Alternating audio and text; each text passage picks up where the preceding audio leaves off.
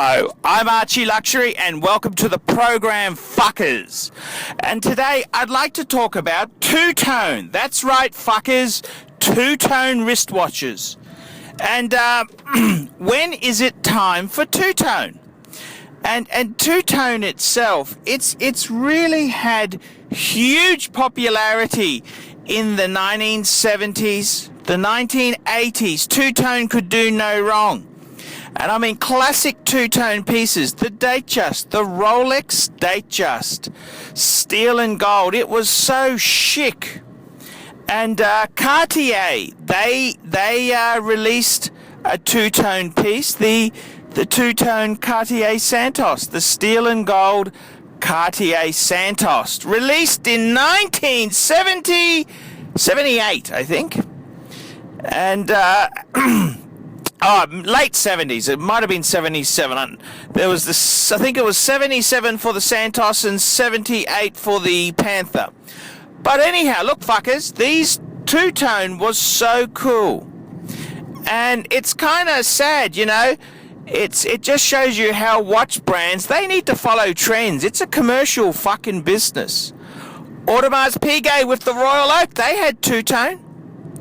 And in recent times, there is no two-tone. They've either got the all steel or the 18-karat gold version. And Reverso, Jaeger-LeCoultre Reverso, they've also followed a similar example. And you know, there's many two-tone Reversos, but they've gone for all steel or all gold, and it's an interesting development. One thing, you know, at Baselworld, Patek Philippe with their Nautilus, they reintroduced a two-tone Nautilus chronograph, and it was absolutely stunning piece. But when is it time for two-tone? What is the situation? And you know, I've often had a love-hate relationship with two-tone. Is it steel? Is it gold? Is it for people who can't afford gold so they buy two-tone? Look, there's many pros and cons to it. But, I mean, you think about it. Let's look at, say, a Rolex sports watch. Whether it's a Submariner two-tone or a GMT, it's really cool to have the head of the watch in steel. The bezel itself has got a gold finish, and the crown is gold. It's done so delicately.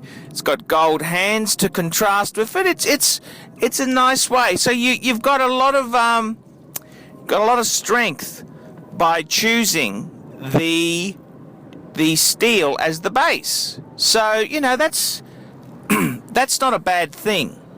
And I like the contrast. The contrast is kind of cool. You know, the big question is, when is it okay for someone to start wearing two-tone? Because if you're a young buck, you know, steel, if you're under 30, steel is kind of the choice metal to get this. Because it's a young man's game. It's extremely strong.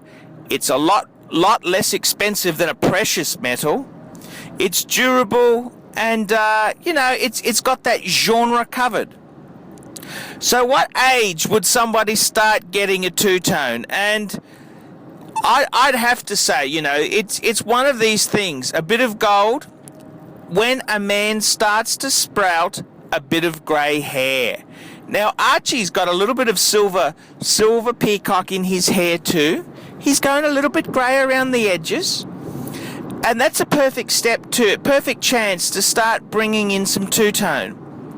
And I generally say the rule is I wouldn't be going two-tone pre-30, ideally after 35, and as I said in another video, by the time you're 45, you really do need a solid gold, yellow gold piece. So yeah, that's my view on it. And two-tone is such a great You got the strength of the steel with the class of the gold. It's just a wonderful combination. Huge cost saving compared to the solid gold piece with the bling. So it's a really wonderful thing. And the same can apply to the ladies' world. I would say my rule on ladies, when should they go into two-tone? Well, when they do not have children, steel and white metals. When they have children, then they can cross the two-tone barrier there. That's my opinion. And I think that's a good stage in life. So you're looking at average women now having kids early 30s. So then they can start getting into two-tone. That's my opinion on it. And look, I think two-tone itself has got great potential. It's such a wonderful retirement type piece to have there. It just goes. You know, you can dress it up or dress it down. That's the wonderful thing about two-tone. So there you go. That's the rules for what age should you consider a two-tone piece. I hope this guide is useful, and please, fuckers, give me your opinion. Tell me what you fuckers think of that.